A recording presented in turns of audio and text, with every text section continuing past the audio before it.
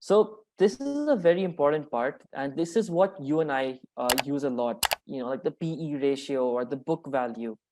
But we can break down ratios into four different parts. We have the profitability ratio, we have the leverage ratios, operating ratios, and valuation ratios.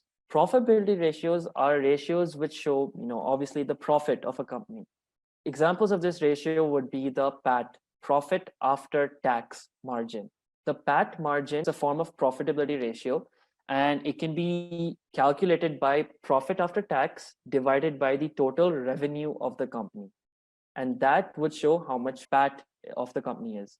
Another example of profitability ratio is the EBIT, earnings before interest, taxes, all of that. So that's also an important ratio which is used. Second would be the leverage ratios. So now what are leverage ratios? When you take a loan from a company, you need to pay interest on that loan, right? So any of the ratios which involve interest on the loans are known as leverage ratios. How far are you leveraged? How much are you leveraged, right? If you're earning 10 rupees and you've taken 100 rupees, you're 1:10%, 1:10 ratio leveraged, which is usually not a good thing.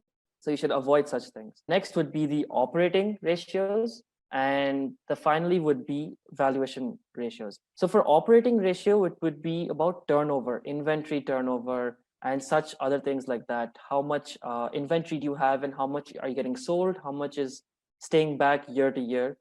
And valuation ratios, again, would be the most important PE ratio, right?